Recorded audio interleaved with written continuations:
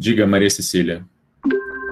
Oi, professor, rapidinho. Só uma questão de procedimento. Tem algum aplicativo que o senhor indica para a gente preencher o quadradinho? Porque a gente estava tentando aqui ver qual ficaria mais fácil e a gente não... Vocês têm que ter não dá para fazer isso pelo celular. Vocês têm que fazer no computador e usar o Acrobat. Aliás, dá para fazer pelo celular, se você baixar o app do Acrobat Reader no seu celular. Dá para fazer. É um pouco mais difícil. No computador é mais fácil. Mas é o aplicativo do Acrobat Reader, esse mesmo.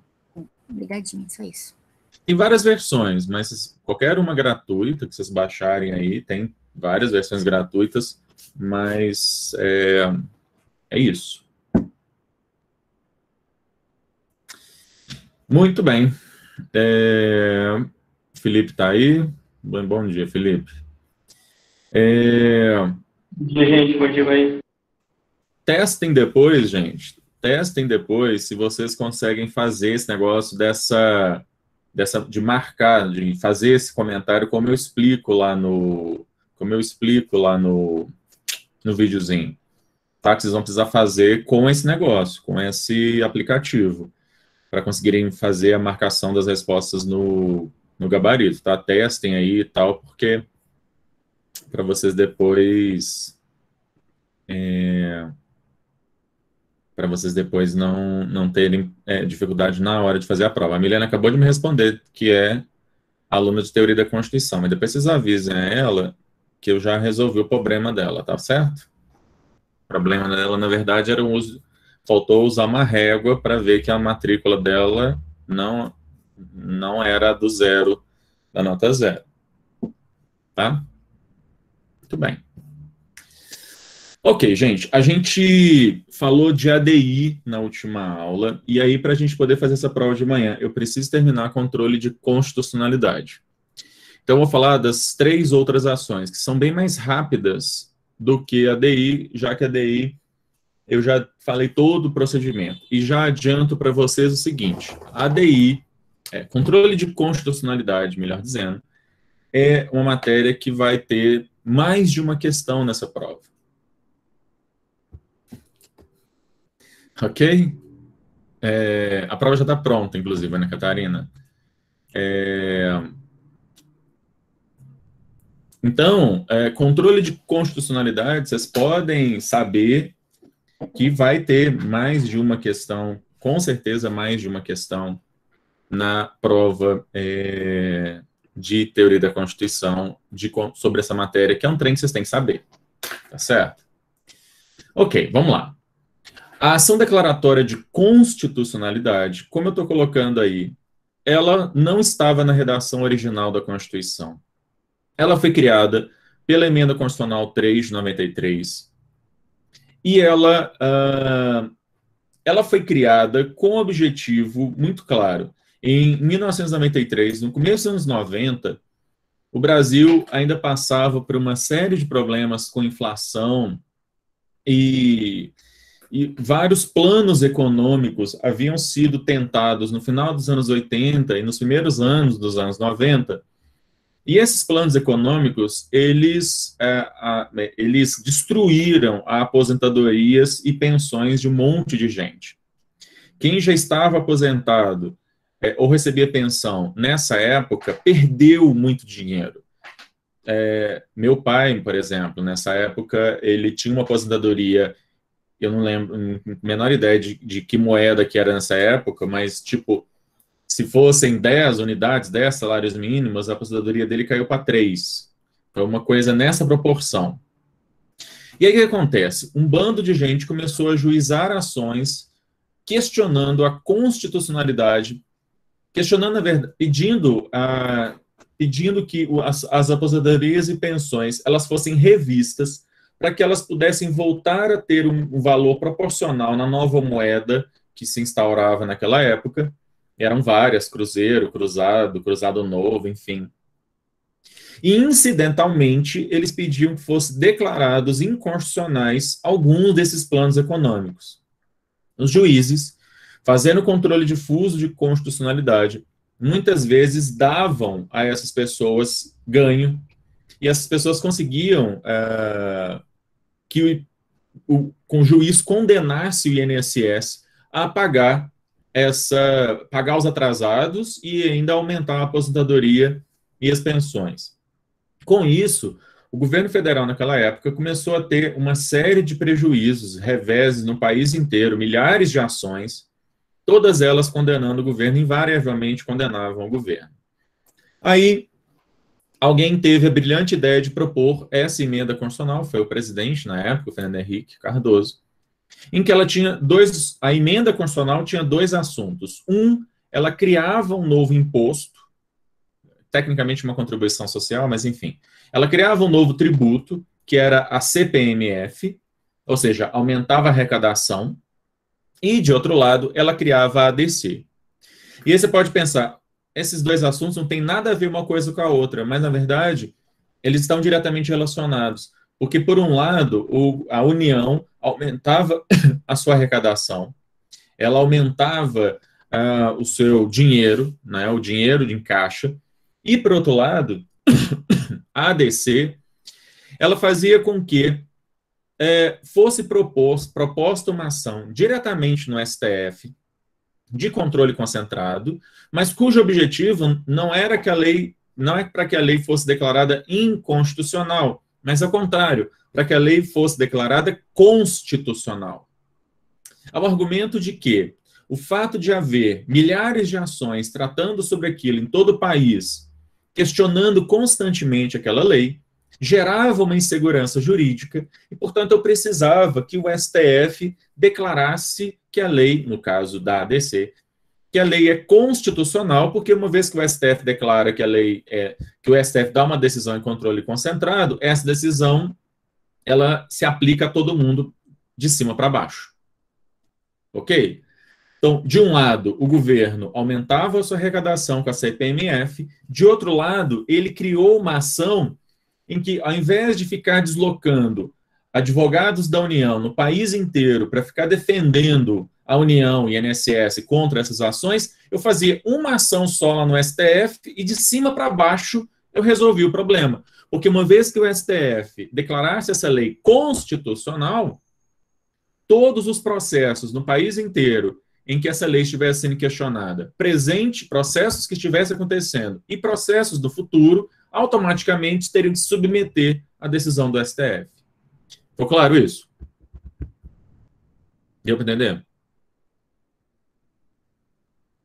Essa origem é importante para a gente poder entender que a ADC ela é pouquíssimo usada, a gente tem pouquíssimas ADCs, e ela normalmente ela é utilizada pelo governo, por quem está no governo, querendo defender alguma medida, normalmente alguma coisa bem pouco popular, alguma coisa bem impopular, e que, portanto, está sendo questionada, e o governo, então, de cima para baixo, tá, resolve o problema. Vale anotar que o efeito vinculante, a primeira vez que se propôs efeito vinculante no Brasil, ele foi proposto nessa emenda só para a ADC. Depois é que o efeito vinculante foi estendido para as demais ações. Durante alguns anos, o efeito vinculante ele era só da ADC. Para vocês terem uma ideia da urgência com que eles queriam resolver o problema do controle difuso no Brasil. Tá? Mas, enfim, então ela foi acrescentada à Constituição, está lá nos artigos 102, 1 e 103, da mesma forma que a ADI.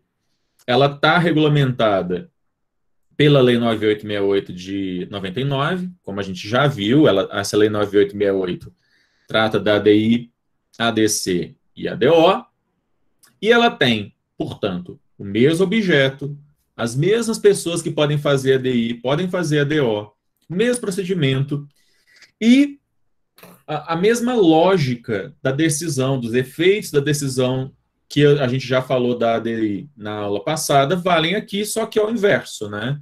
O objetivo das duas é diametralmente oposto.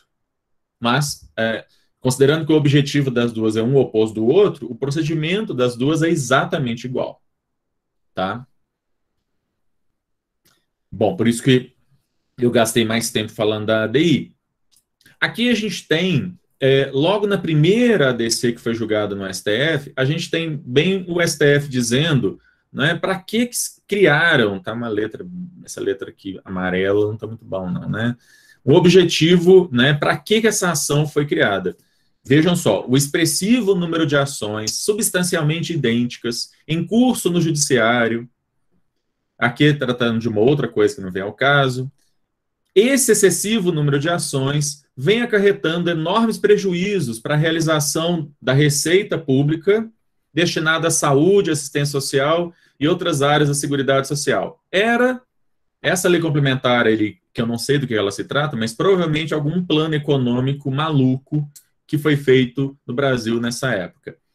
E, portanto, esse excessivo número de ações gera uma situação de insegurança jurídica, gera um rombo nos cofres públicos e, portanto, vamos criar a ADC para, de uma forma bem autoritária, de cima para baixo, a gente resolver o problema. Então, ela foi criada com um viés muito autoritário, ainda que a ADC não seja em si alguma coisa autoritária, mas ela foi criada com essa ideia de resolver um problema de uma forma bem autoritária.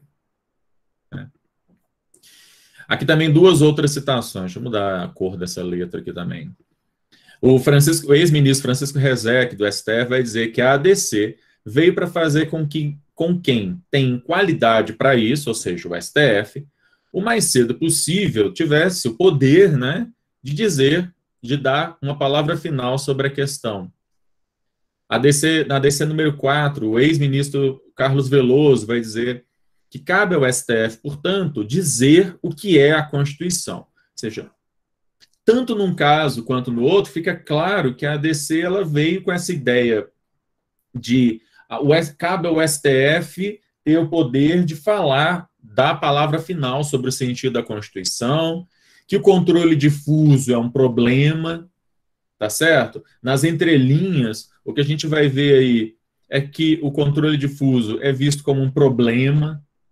O Gilmar Mendes, por exemplo, falava isso muito. Você vê que os próprios ministros, aí, de certa forma, acabam dando a entender, né, que o controle difuso é um problema. Ok? Ô, professor, Oi. desculpa te interromper, mas no assunto, depois eu mando para o pessoal, mas tem um podcast que o Gilmar Mendes ele comenta qual foi o trabalho dele enquanto advogado-geral da União à época, né, na escrita da ADC.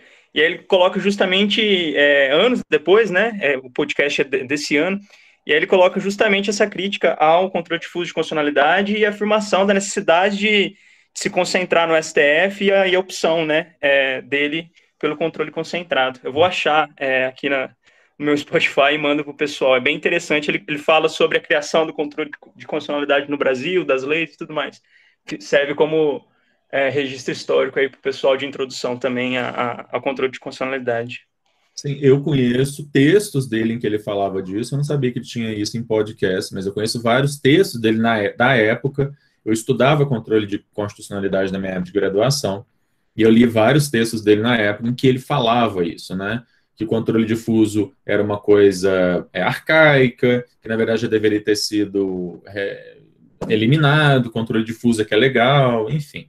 Então há muitos anos que ele fazia já essa defesa do controle concentrado. Que eu acho uma perda enorme se a gente abandonasse o controle difuso e deixar só o concentrado, né? Eu acho que o Menelik, que é alguém que sempre falava sobre isso, né, da riqueza do nosso sistema, ter justamente essa duplicidade do difuso e o concentrado mesmo. Em termos de debate institucional, né, que o controle difuso gera para o debate na esfera institucional, né, e também na periferia da esfera pública. Sim. Isolar o negócio em Brasília não é nem um pouco democrático, ao contrário, enfim. Muito bem. Algumas particularidades, então, da ADC face à ADI. Primeiro, a finalidade, né? A gente já falou. O objetivo dela é o oposto da ADI.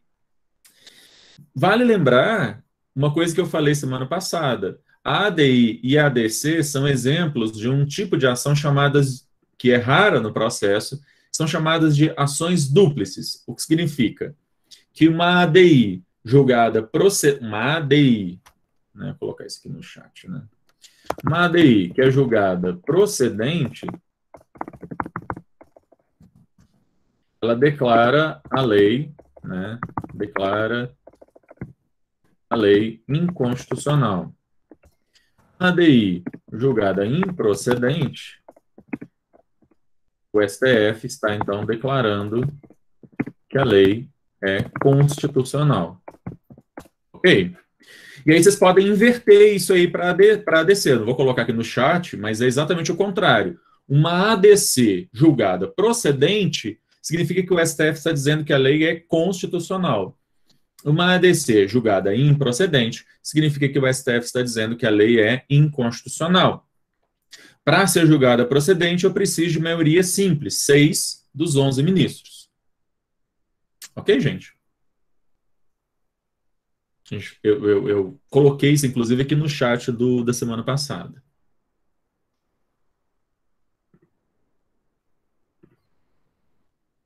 Certo? Ok. Vamos lá. A cautelar, a liminar, que eu estou simplificando a história aqui, colocando cautelar e liminar como sinônimos, né? Que depois o professor de processo não me ouça, que existem diferenças, mas como eu falei com vocês, não vou fazer essa diferença aqui. Mas a cautelar, em ADC, ela visa o objetivo inverso da cautelar em ADI. A cautelar em ADI é para que a lei deixe de ser aplicada, para que a aplicação da lei fique suspensa temporariamente. Portanto, a cautelar em ADC tem um objetivo inverso, que, uma vez que o STF concede uma cautelar em ADC, todos os juízes ficam obrigados a aplicar a lei. Ainda que eu, juiz de primeira instância, ache aquela lei inconstitucional, enquanto estiver vigorando a cautelar, eu sou obrigado a aplicar a lei. Beleza? Agora, percebam que existe um complemento aí. Existe um complemento. O que são decisões interlocutórias? Imaginem que num processo, aqui na primeira instância, num processo contra o INSS, o juiz da primeira instância tenha ele mesmo dado uma liminar contra o INSS para obrigar o INSS a pagar a aposentadoria integral do cara até que o processo chegue ao final para o juiz ver se realmente o cara tem ou não tem direito. Essas decisões provisórias que são tomadas ao longo do processo são chamadas de decisões interlocutórias. Se a base com a qual esse juiz deu essa decisão interlocutória foi que parece que realmente essa lei é inconstitucional, né? Quando o STF, lá em cima, lá em Brasília, no começo da ADC, dá uma liminar, obrigando todos os juízes a aplicar a lei, não só ele obriga todos os juízes a aplicarem a lei, mas quaisquer decisões provisórias dadas em outras instâncias, contrárias à lei, essas decisões provisórias, elas vão ficar suspensas. Ok? Qualquer decisão interlocutória que tivesse sido dada contra a lei, né, tivesse sido dada pela não aplicação da lei, porque parece que ela é inconstitucional, essas decisões interlocutórias também ficam suspensas. Deu para entender isso, gente?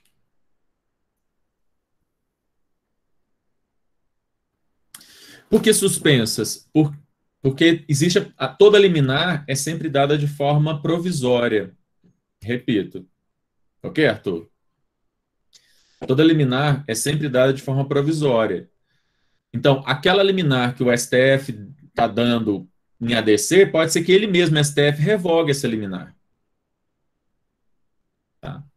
Então, por isso que suspende, porque se a decisão liminar do STF for revogada, a decisão aqui embaixo que tinha ficado parada volta a valer.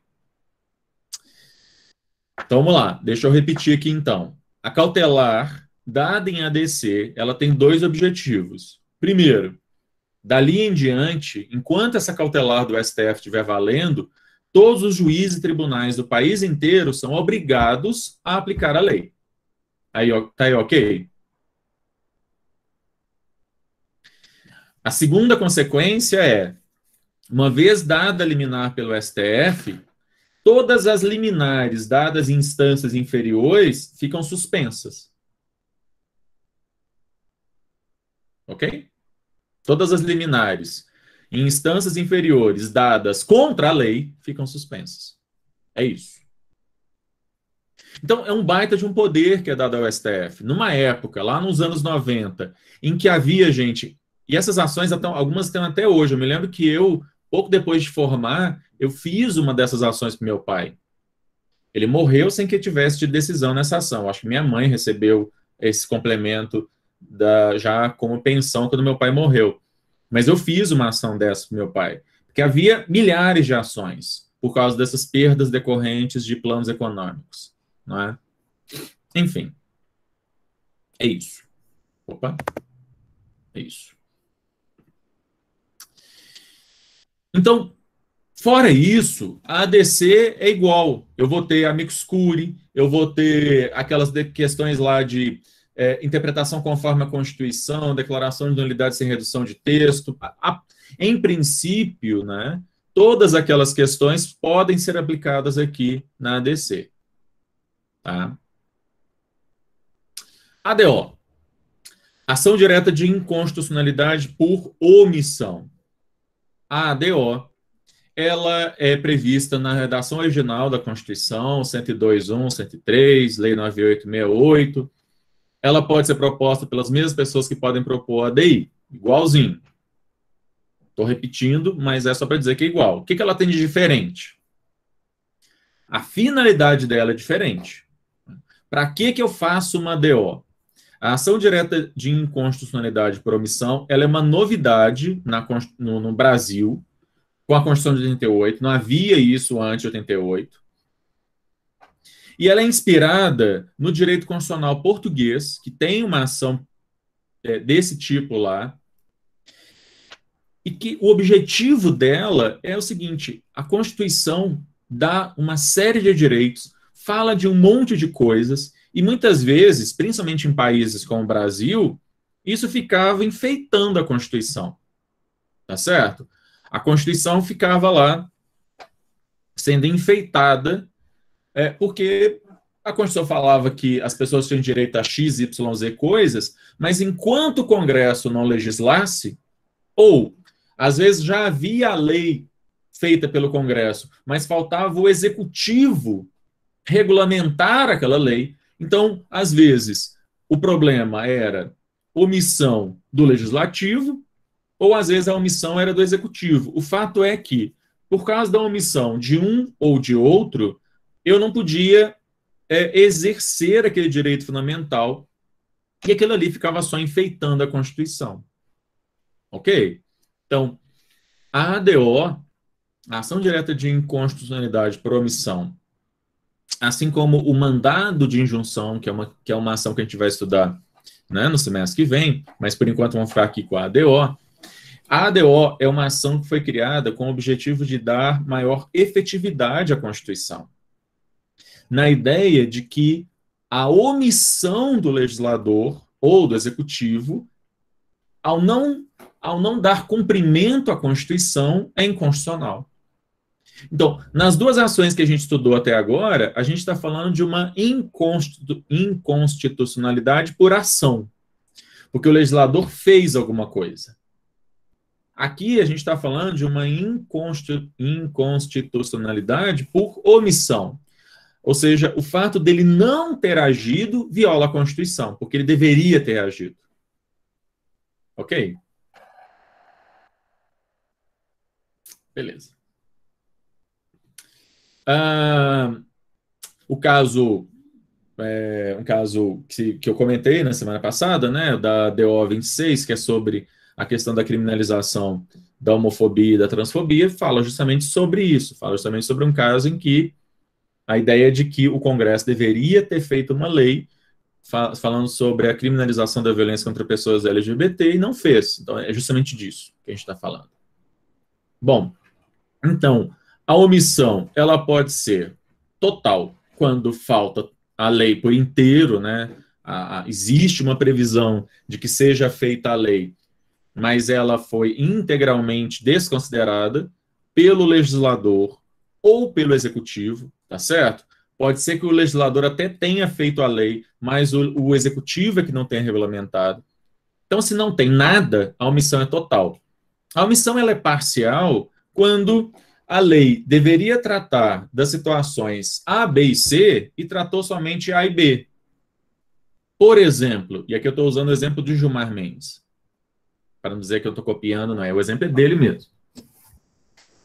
Por exemplo, a Constituição diz que todos os anos os servidores públicos civis e militares têm que ter uma lei falando sobre reajuste de salário, tá? Para simplificar muito a história aí.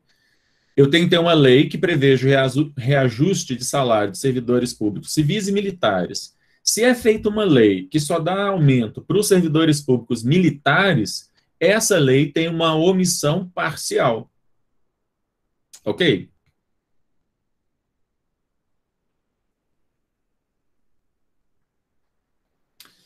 Beleza. A ADO, ela tem, lá na Lei 9868, está prevista, está regulamentada a ADO, etc. Só que a Lei 9868, quando ela vai falar da cautelar em ADO, ela não é tão precisa. Vamos começar pela omissão parcial aqui, e aí eu volto na total.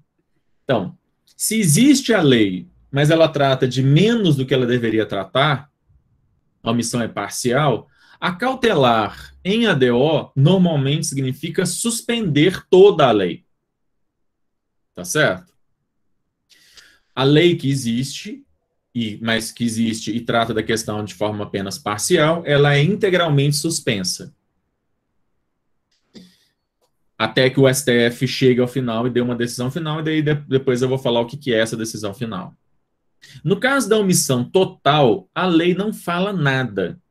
Não existe lá na Lei 9868 uma regra sobre o que o STF deve fazer quando ele está diante de uma omissão total.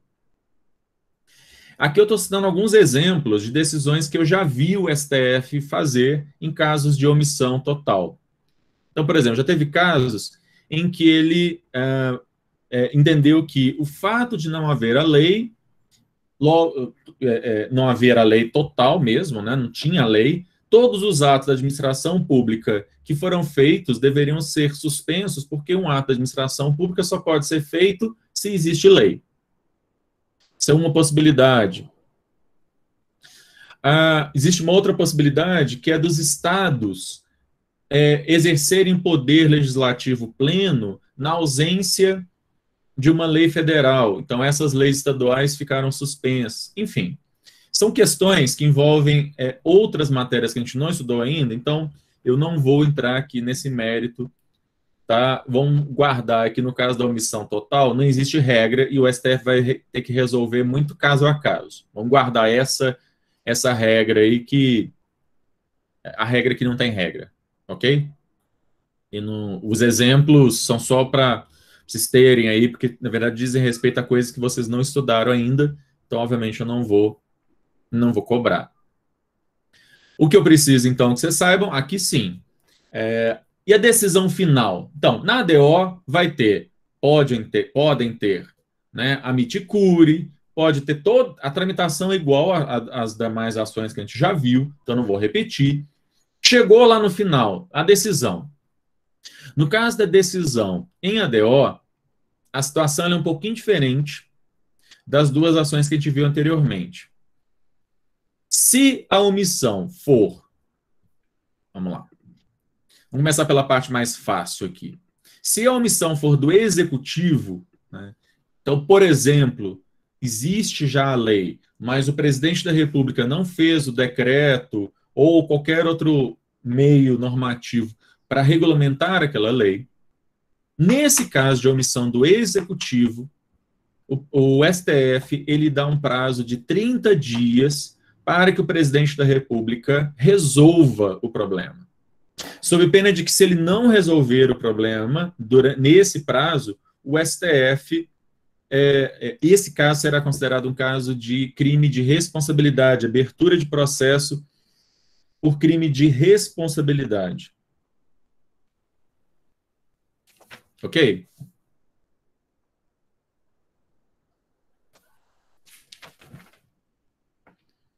Estou tentando aqui só achar o artigo.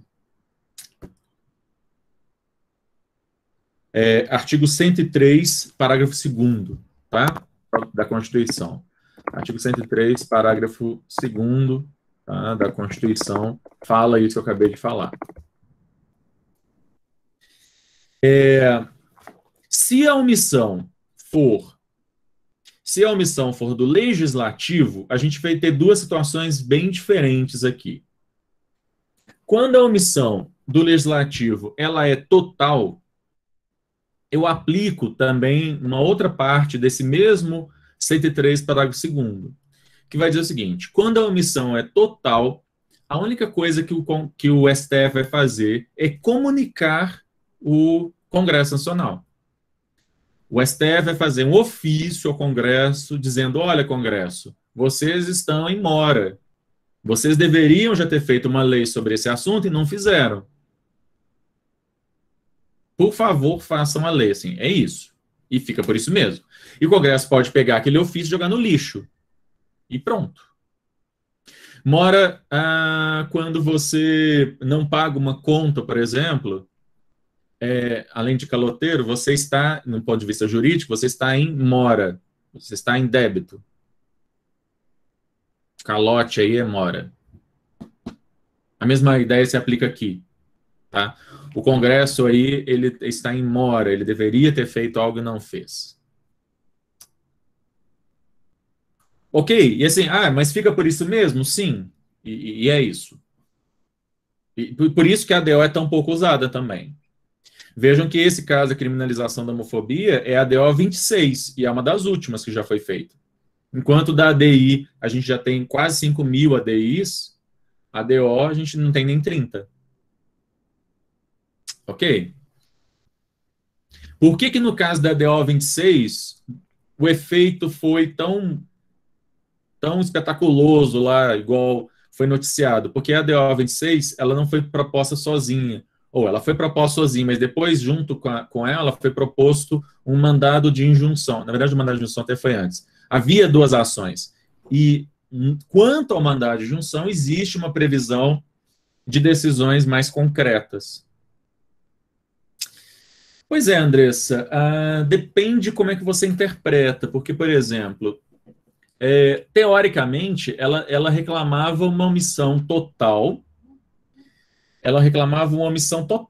mesmo. Só que foi requerida uma interpretação conforme a Constituição da Lei 7716, para dizer que na Lei 7716, a lei do racismo, né? A lei do racismo, já estaria incluída ali a homofobia e a transfobia. Então, de certa maneira, quer dizer, é uma omissão total, mas que foi solucionada pela via de você fazer uma interpretação conforme a Constituição de uma lei que já existia. Ou seja, como se a questão da homofobia e transfobia já estivessem presentes na Lei 7716, e o que o STF faz ali é apenas deixar isso claro, vamos dizer assim. Ok? Bom, no caso da omissão parcial, aí a história é um pouquinho diferente. No caso da omissão parcial, o STF entende que ele, ao resolver a omissão parcial, ele poderia estender para a parte que ficou de fora da lei as mesmas disposições, ou equivalente a elas, do que está previsto na lei. Então, seria uma decisão aditiva, vamos dizer assim, né, em que o STF iria estender para situações não previstas aquilo que está previsto na lei. Isso não está escrito na Constituição, isso é jurisprudência e entendimento do STF. Tá? O que a Constituição fala expressamente é o que eu citei aqui do artigo 103, parágrafo 2º. O 103, parágrafo 2º, fala que, em caso de omissão do Congresso Nacional, a única coisa que o STF vai fazer é comunicar ao Congresso. Ok? O STF é que entende que, havendo uma omissão parcial, ele teria o poder de dar uma decisão aditiva, estendendo para a parte não prevista para os assuntos não previstos, aquilo que já está previsto na lei. Ok?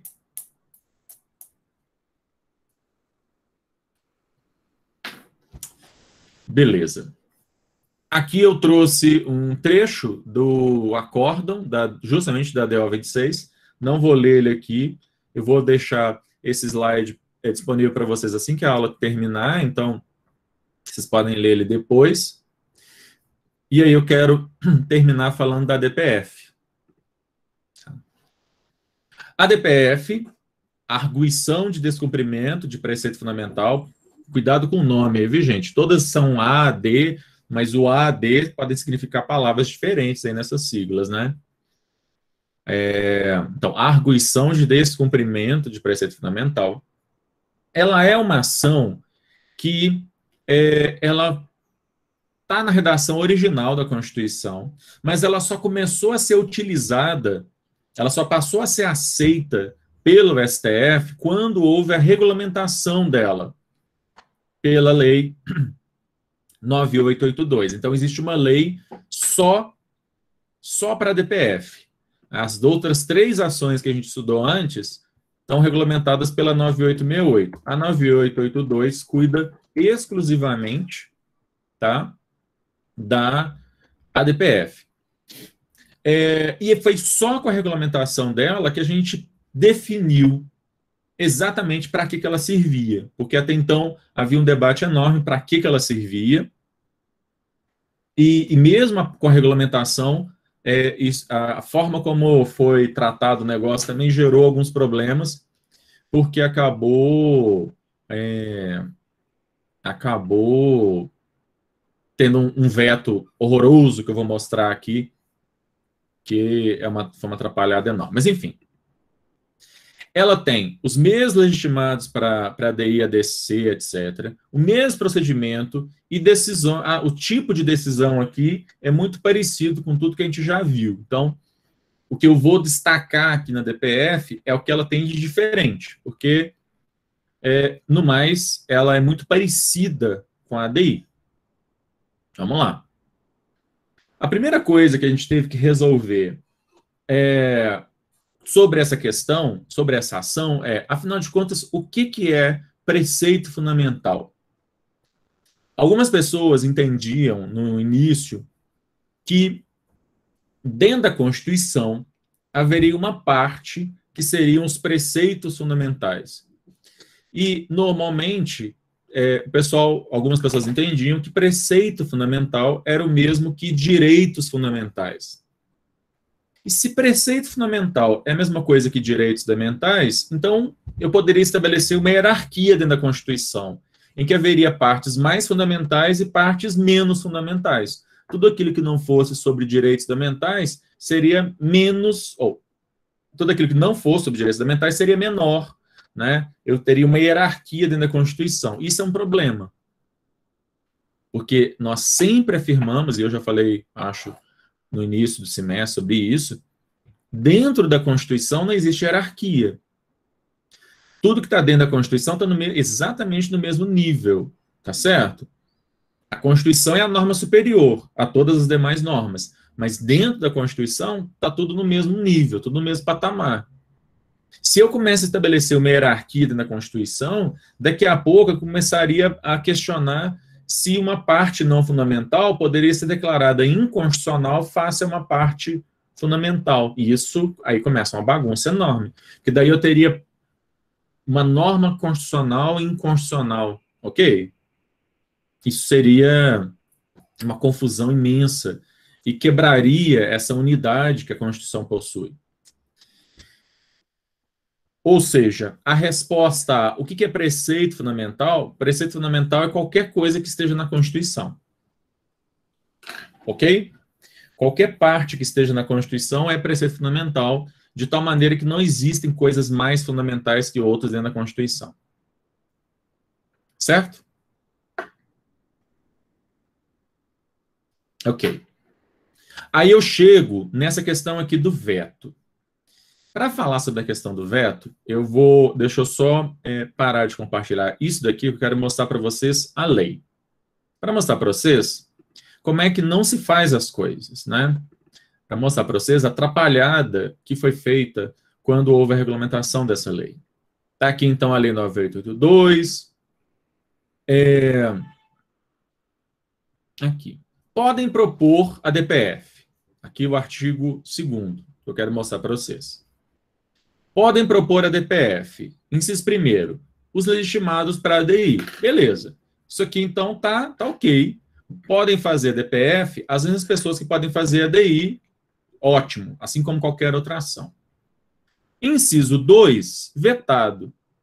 Esse inciso 2, ele falava que poderiam propor a DPF quaisquer pessoas que tivessem um direito fundamental delas violado em uma decisão judicial ou uma decisão administrativa para a qual não coubesse mais nenhuma forma de recurso.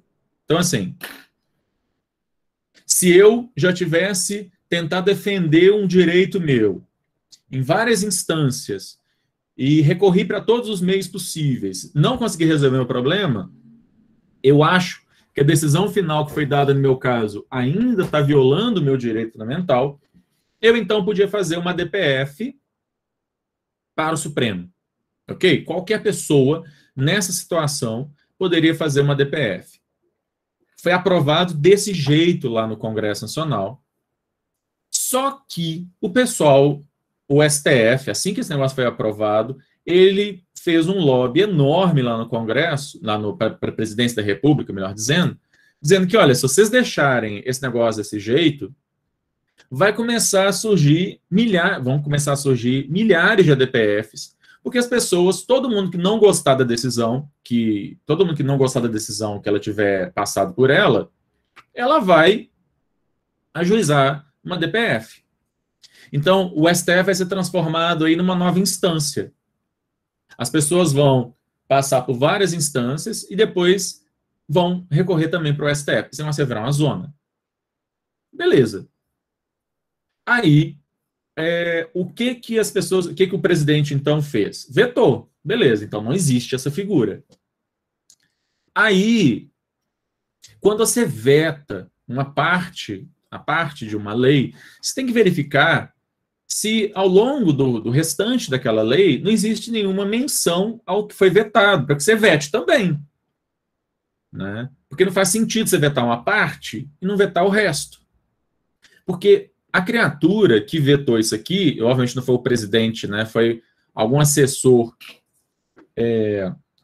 foi o advogado-geral da União, mas certamente o assessor lá do advogado-geral da União, o que ele fez? Ele vetou aqui, mas não vetou isso aqui, ó.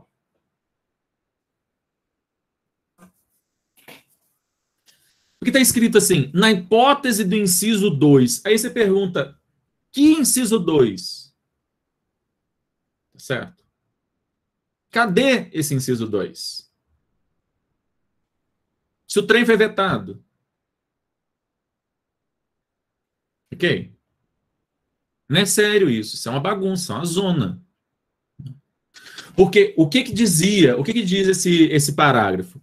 Se a pessoa não quiser, eu mesmo, ter que contratar um advogado lá em Brasília, para ele poder propor essa ação para mim lá em Brasília, porque é em Brasília, é o STF, o que eu posso fazer? Eu posso pedir ao Procurador-Geral da República que faça a ação por mim. Ele vai fazer em nome dele, mas provocado por mim, que é de graça. O procurador não é obrigado. Eu posso pedir para ele falar, não vou fazer. Tá certo? Mas eu poderia. Era uma possibilidade de você, ao invés de você mesmo ter que fazer a ação, pagar advogado, etc., você pediria ao Procurador-Geral da República, ele ia avaliar se o caso era o caso mesmo de propor uma DPF, poderia fazer ou não. Só que o inciso que dizia sobre a capacidade universal das pessoas poderem fazer a DPF foi vetado. Então a gente fica com essa coisa capenga, em que aí a doutrina e depois então a jurisprudência tiveram que adaptar o negócio.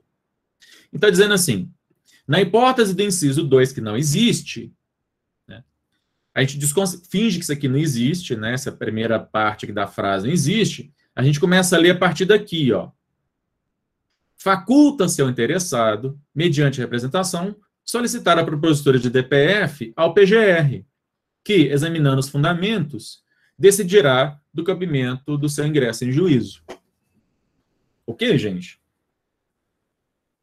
Então, assim, a DPF, ela tem essa particularidade prevista na Lei 9882, que é qualquer uma daquelas pessoas do artigo 103 pode propor a DPF, inclusive o PGR, Procurador-Geral da República.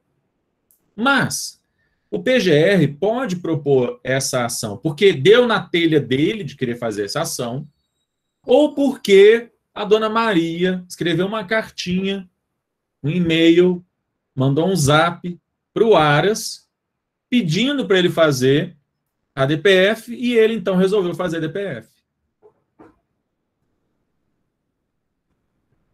Não, Andressa. Interessados legítimos é qualquer pessoa. Os incisos primeiro são aqueles que a gente estudou lá no artigo 103 da Constituição. Partido político, governador, presidente, assembleia, confederação sindical, esses que são do inciso primeiro.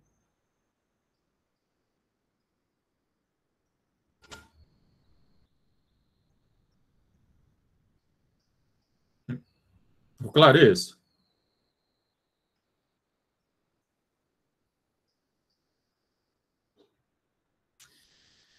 Sim, mas perceba, Andressa, eu posso pedir ao PGR que faça a DPF.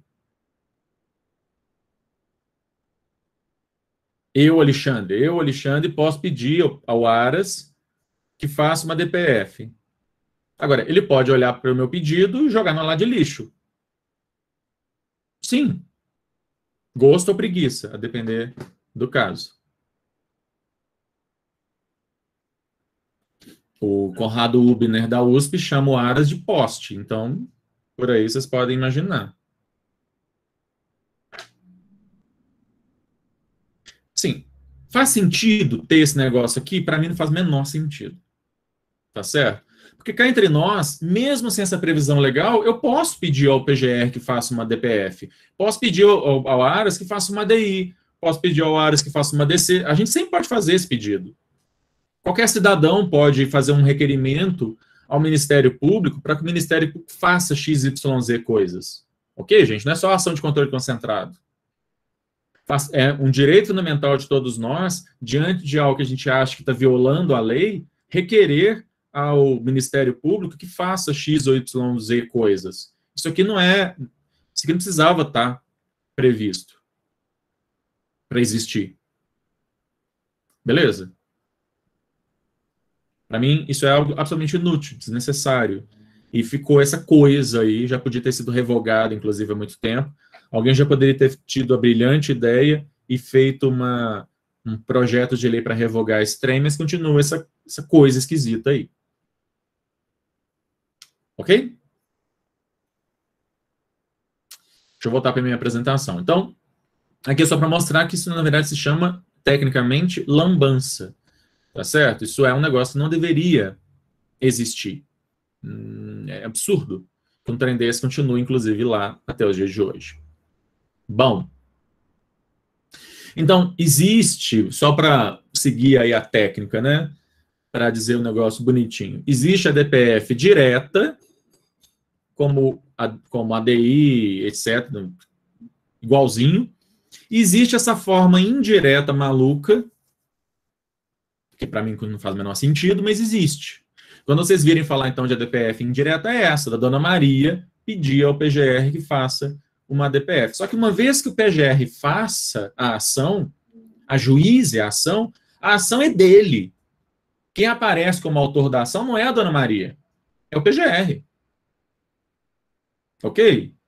E dali para frente, a ação segue exatamente o mesmo trâmite de qualquer ação de controle concentrado. Então, o fato de ter sido a dona Maria que pediu para ele, faz a menor diferença. Certo?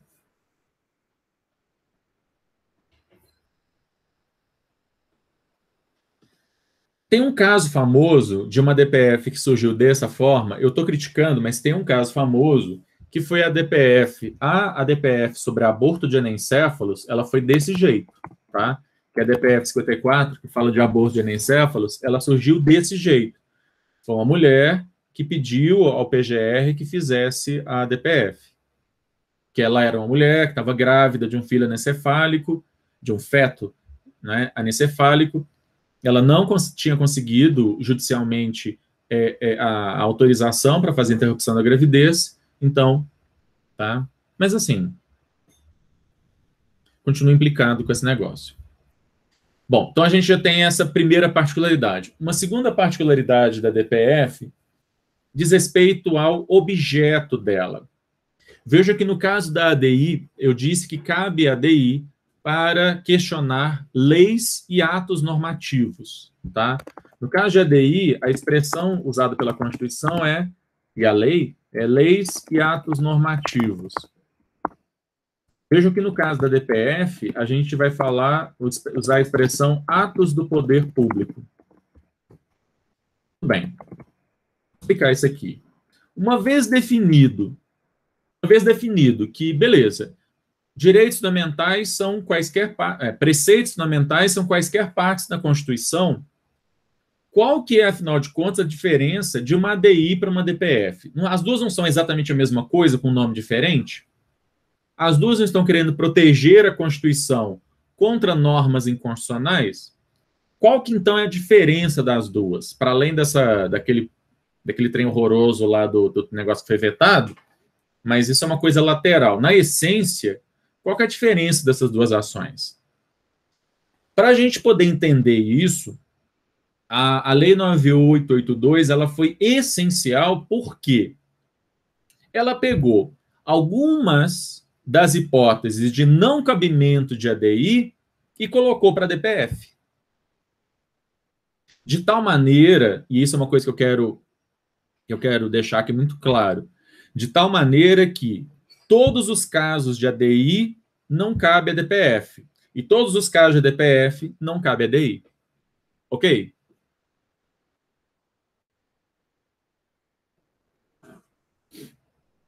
Ok, gente?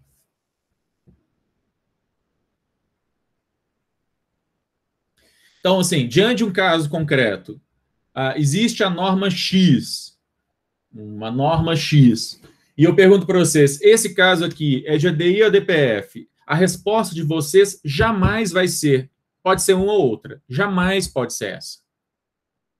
Ah, não, pode ser ADI, mas também pode ser DPF. Nunca, de jeito nenhum. Ou é uma ou outra, pode ser que não seja nenhuma. Mas se for uma das duas, é uma das duas, jamais ambas. Isso é uma coisa que eu quero que vocês tenham muito claro, né? Vamos lá. A Lei 9882, ela opta pela expressão atos do poder público, porque atos do poder público é uma expressão bem mais ampla do que leis e atos normativos. Ou seja, a DPF ela vai poder pegar determinados tipos de atos do poder público que não são exatamente lei, mas para os quais vai ser ok fazer a DPF. Vamos lá. Eu disse para vocês na aula anterior que não cabe ADI se a lei for anterior à Constituição de 88. Pois, contra leis anteriores a 88, eu posso fazer a DPF. Eu acabei de falar de um caso desses. Por que no caso de aborto de anencéfalos foi questionado o artigo X do Código Penal que fala sobre aborto? Por que não foi feita uma ADI para que aquele artigo lá fosse declarado inconstitucional? Porque aquela parte do Código Penal é da redação originária da Constituição, do Código Penal, que é de 1940. Ok? Então, por que foi a DPF 54? Porque era um artigo de 1940. Se esse artigo do Código Penal, que fala lá sobre aborto, ele tivesse sido alterado em 2016, não seria DPF. Teria que ser uma ADI. Ok? Todo mundo? É simples assim. Sim, Ana Júlia, mas perceba, é um caso de não recepção. Mas a não recepção, ela é declarada pelo Poder Judiciário de maneira difusa, né? Uma maneira de você fazer isso de uma forma concentrada, de uma forma organizada, vai ser através da DPF. Então, assim, o que o STF vai fazer na DPF é declarar que a lei não foi recepcionada. Sim. O conteúdo da decisão é esse. Não é exatamente que ela é inconstitucional. Nessa primeira hipótese, ele não vai dizer exatamente que ela é inconstitucional, mas que ela não foi recepcionada. É não recepção, mas dentro do controle de constitucionalidade. A DPF vai ter essa particularidade mesmo.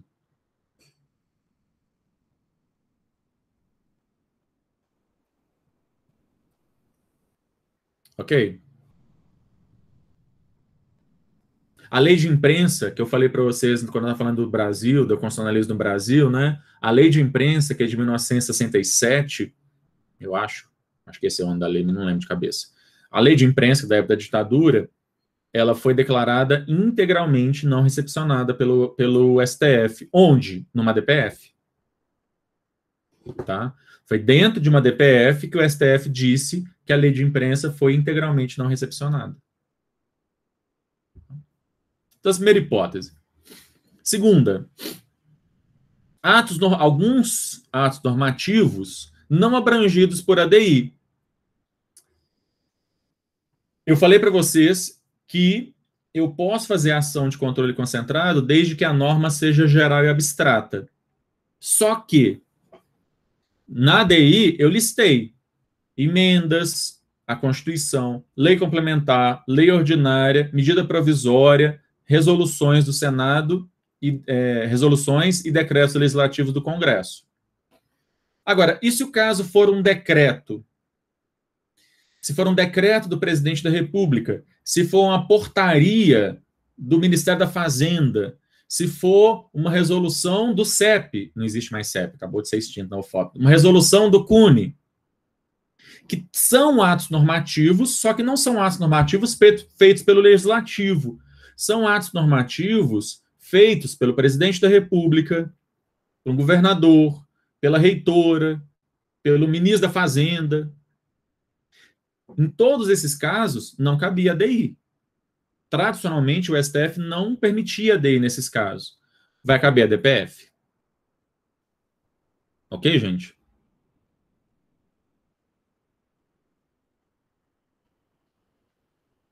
Então, por exemplo, a DPF 132, que foi sobre união homoafetiva,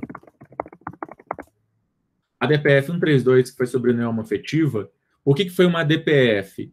Porque o governador do estado do Rio estava questionando um decreto estadual. Tá certo? Como ele estava questionando um decreto, não podia ser ADI. Então, a DPF foi feita contra um decreto do estado do Rio de Janeiro. Logo, tinha que ser a DPF, não podia ser a ADI. Beleza? Então, contra uma instrução normativa, uma portaria, um decreto, uma resolução, vai ser a DPF. Tem um caso de uma resolução, tá? Tem uma resolução aqui que eu falei que é a ADI. Resoluções do TSE. Resolução do TSE, excepcionalmente, é a ADI.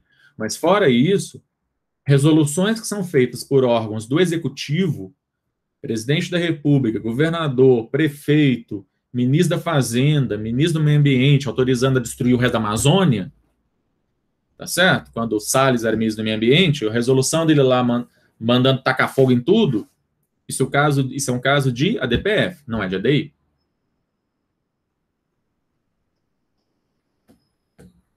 Beleza?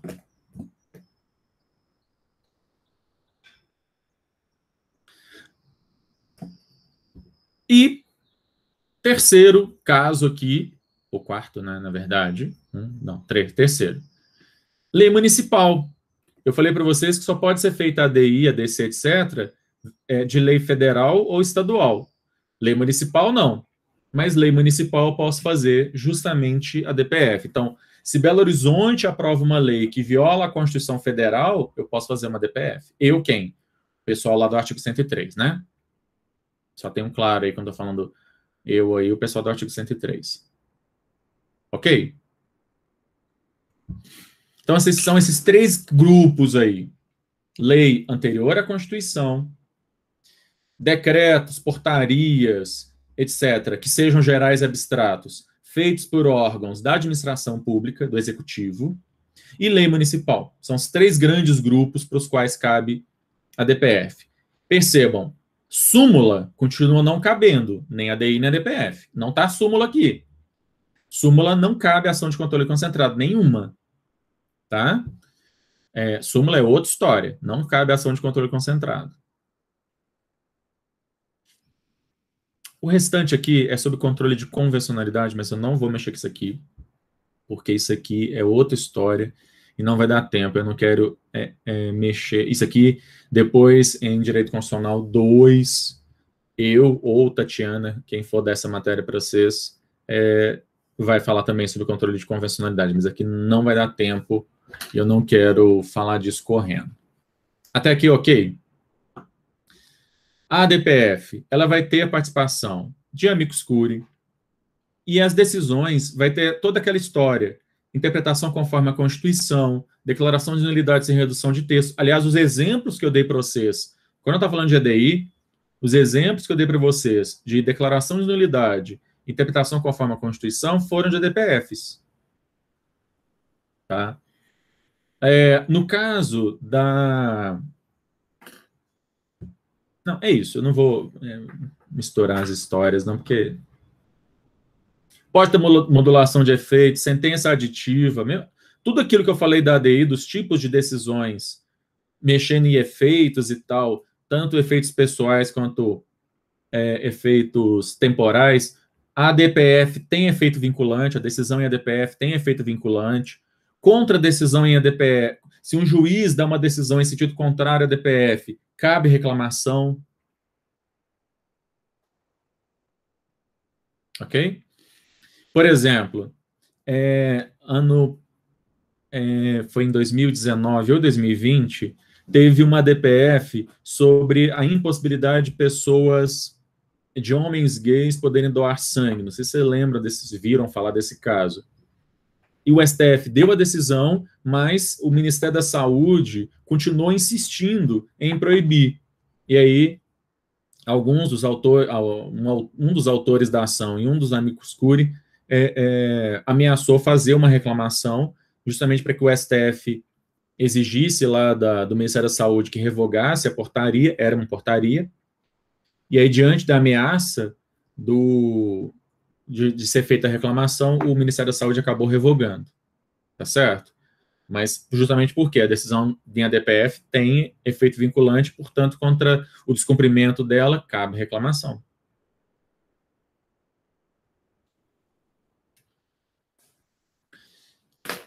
Bom, controle de constitucionalidade é isso, e eu sei que é muita coisa, tá? Eu vou mandar para vocês. Na verdade, o que eu quero chamar a atenção sobre algumas... eu quero chamar a atenção sobre algumas coisas aí. Na verdade, Ana Júlia, esse negócio é uma coisa totalmente... uma discussão que não fazia o menor sentido e era utilizado só politicamente por grupos conservadores, porque, obviamente, não fazia o menor sentido a discriminação que era feita por essas portarias. Vamos lá, eu só queria chamar a atenção aí para algumas coisas, né? Na matéria de vocês, ela está abrangendo aí a Alemanha, né? Brasil, constitucionalismo no Brasil, dinâmica constitucional e controle, aliás, estou esquecendo de uma outra coisa ali, poder constituinte e controle de constitucionalidade. Ok. Sobre a parte da Alemanha, o que eu acho que é mais importante aí de vocês guardarem, me parece, menos a parte histórica e mais a discussão que aqueles autores fizeram, principalmente na época da Constituição de Weimar, ou seja, a discussão do Kelsen com Schmitt, por exemplo, o Heller, o Smend, tá certo? Acho que essa discussão, no caso da Alemanha, a questão aqui é mais sobre essa discussão que esse pessoal estava fazendo, o Kelsen e tal, do que a parte histórica propriamente dita. Não vou ficar cobrando a parte histórica da Alemanha. No caso do Brasil, aí sim, a questão histórica é importante, ou seja, as questões envolvendo as constituições, né, do Brasil. A questão lá do Império, da Constituição, né, como é que era a Constituição do Império, da Primeira República, a Constituição de 34, com o Estado de Bem-Estar Social, o golpe do Getúlio com o Estado Novo, a restauração da democracia na Constituição de 46, aí vem o golpe militar, os atos institucionais, o fim da ditadura com a Assembleia Nacional Constituinte e a participação popular na Assembleia Nacional Constituinte. Obviamente que eu não estou falando tudo que a gente falou aqui, né, mas no caso do Brasil, essa parte histórica das constituições, da dinâmica das constituições é importante, né? Tá fora de ordem ali, porque, na verdade, depois disso, eu acho que eu fui para poder constituinte.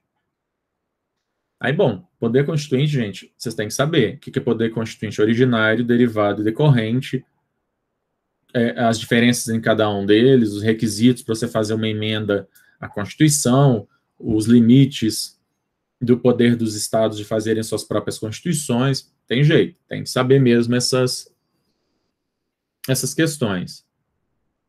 Dinâmica constitucional, saber a revisão, a recepção, né, que foi mencionado agora há pouco ali, o que é recepção, né, de normas anteriores à Constituição, o que é a desconstitucionalização, quando uma norma formalmente constitucional prevista na Constituição anterior não é prevista na nova, mas não é incompatível com ela, então essa matéria foi desconstitucionalizada, sofreu aí, né, um downgrade. E o que é mutação constitucional, ou seja, a mudança da norma constitucional, seja pela mudança de sentido dessa norma, porque houve uma evolução, entre aspas, né, seja pela mudança efetivamente do texto. E aí vem controle de constitucionalidade. Vamos lá, eu não sei se vocês, espero que sim, né, tá?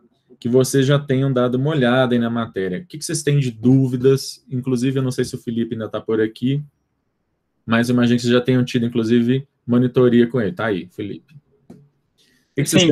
A gente teve uma monitoria no sábado e hoje vamos ter outra também. Lembrando, pessoal, aproveitando o momento para lembrar que é 4 horas da tarde. Muito bem.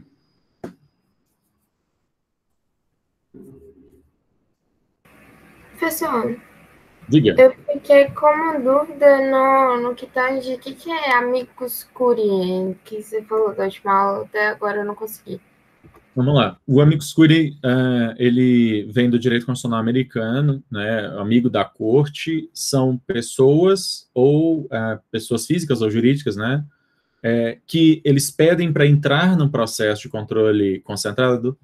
Existe amicus curiae em outras ações também, mas vamos ficar aqui só com controle concentrado, né? Eles pedem para entrar na ação de controle concentrado para que eles possam falar sobre a matéria que está sendo debatida naquela ação. Tá certo? Ou seja, é uma ação, o STF está discutindo sobre criminalização da homofobia.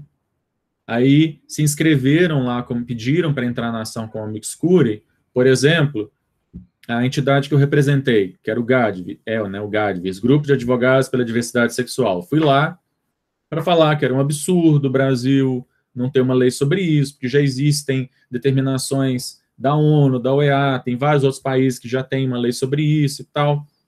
Então, eu apresento o contexto desde o meu ponto de vista. O amicus curiae não tem nenhuma obrigação de ser isento.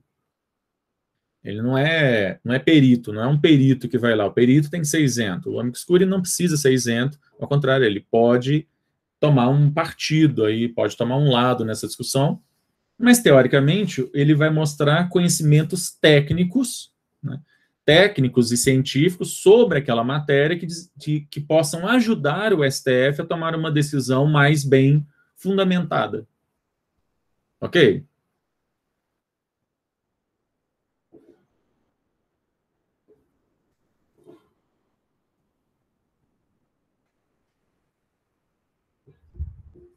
Ana Júlia? Esse é o meu computador, que ele é um pouquinho lento para funcionar, mas tudo bem.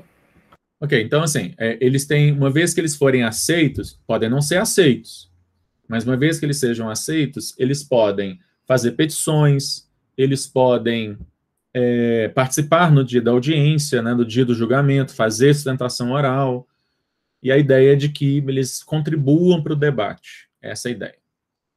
Tá? A pergunta da Ana Catarina.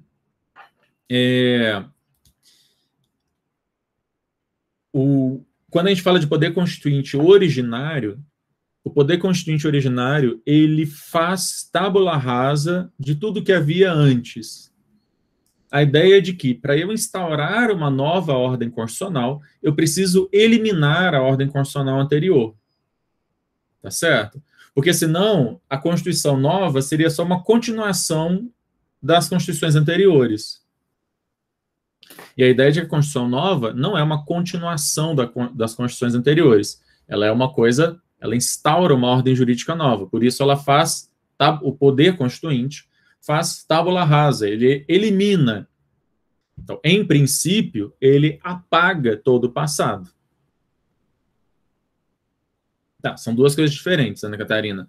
Eu estou explicando primeiro como é que a coisa é pensada em teoria. Como é que ela foi pensada lá atrás, no início. Tá? Agora, o que eu estou dizendo é que, apesar da Constituição, da nova ordem constitucional, fazer tábula rasa do que veio antes, é fato que o passado, você não pode simplesmente apagar o passado ele continua existindo. Né? Então, assim, tanto que a gente fala em recepção, por exemplo. Eventualmente, algumas coisas vão ser recepcionadas. Eu passo aquela lei pela filtragem da Constituição. Mas, para além disso, é importante a gente ter claro, né, que uma sociedade autoritária, machista, patriarcal, violenta como a brasileira, isso não foi apagado quando a Constituição foi aprovada. Tá certo? Nós continuamos sendo uma sociedade racista, patriarcal, machista, violenta, apesar da Constituição nova. Tá? Luísa, sim, deixa eu te falar quantas questões vão ser. Serão 11 questões. Só que são questões, dessas 11 questões, tem questões que são de múltipla escolha. Questões de múltipla escolha, tem questões que são de VOF. Ok, gente? Questões de VOF, e além das questões de múltipla escolha propriamente dito, tem duas questões enormes de VOF. Só para vocês já ficarem mais tranquilinhos aí.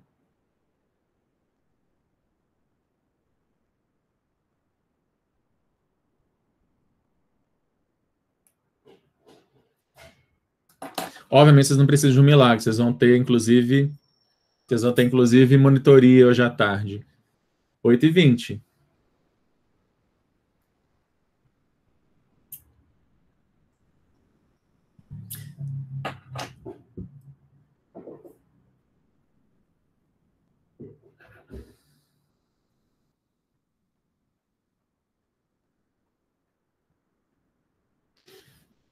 Marcela, não tem a menor ideia. Se o seu programa conseguir fazer a marcação em cima da alternativa, beleza, assim, não tem problema.